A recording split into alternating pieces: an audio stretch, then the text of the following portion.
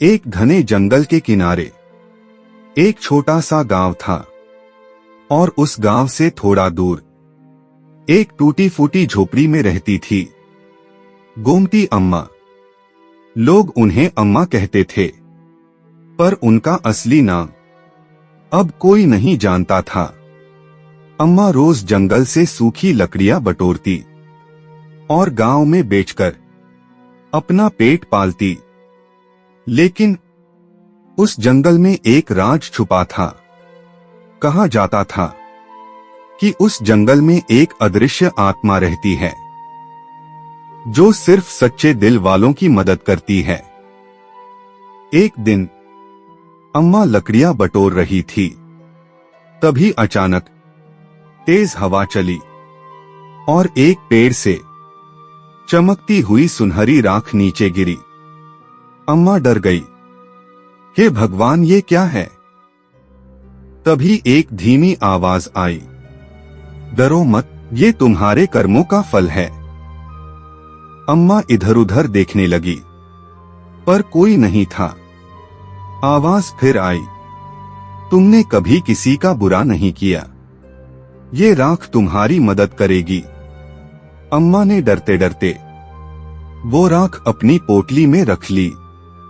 पहला चमत्कार, जब अम्मा ने उस राख को लकड़ियों पर छिड़का तो गीली लकड़ियां भी एकदम सूखी और हल्की हो गईं। और जब गांव में बेची तो सब हैरान रह गए, अरे अम्मा, आज लकड़ियां इतनी अच्छी कैसे? अम्मा मुस्कुरा दी, भगवान की कृपा है। लालची मुखिया। गांव का मुखिया भैरव सिंह बहुत लालची और निर्दयी था। उसे जब ये बात पता चली तो उसने सोचा, अगर ये जादू मुझे मिल जाए तो मैं बहुत अमीर बन सकता हूँ। झोपड़ी पर नजर एक दिन मुखिया अम्मा के पास आया। अरे अम्मा, तुम अकेली रहती हो, ये जमीन पंचायत की है। अम्मा डर गई, बेटा, यही तो मेरा सहारा है। मुखिया हंस पड़ा, या तो ये झोपड़ी छोड़ दो या मुझे वो राज बताओ।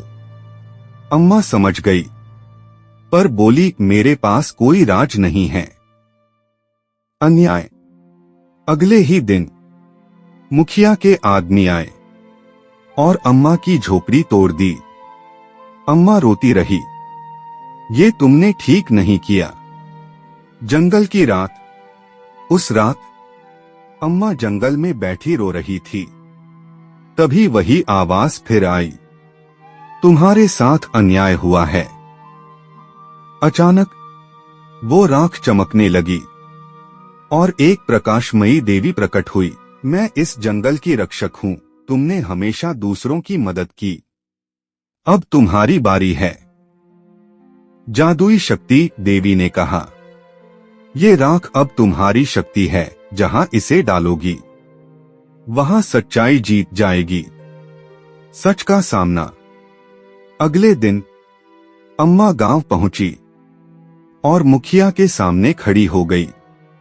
तूने मेरा घर छीना, अब सच सामने आएगा। अम्मा ने राख जमीन पर डाल दी। अचानक पूरे गांव के सामने सच दिखाई देने लगा। सबने देखा मुखिया कैसे लोगों की जमीन हड़पता था, कैसे गरीबों को डराता था। गांव वालों का गुस्सा, गांव वाले गुस्से में आ गए, हमें धोखा दिया इसने, इसे सजा मिलनी चाहिए। मुखिया डर गया, मुझे माफ कर दो। न्याय। गांव वालों ने फैसला किया, मुखिया को पद से हटा दिया गया और उसकी सारी गलत कमाई गरीबों में बांट दी गई। नई शुरुआत। गांव वालों ने मिलकर अम्मा के लिए नई झोपड़ी बनाई। अब अम्मा अकेली नहीं थी, पूरा गांव उसका परिवार बन गया। अंतिम संदेश। एक दिन वो राख खुद ब खुद गायब हो गई और वही आवाज आई, जब इंसान सही होता है तो जादू की जरूरत नहीं पड़ती।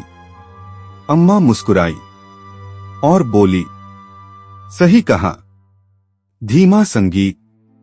सीख, अच्छाई कभी बेकार नहीं जाती। लालच हमेशा हारता है। और सच्चाई देर से ही सही जीतती जरूर।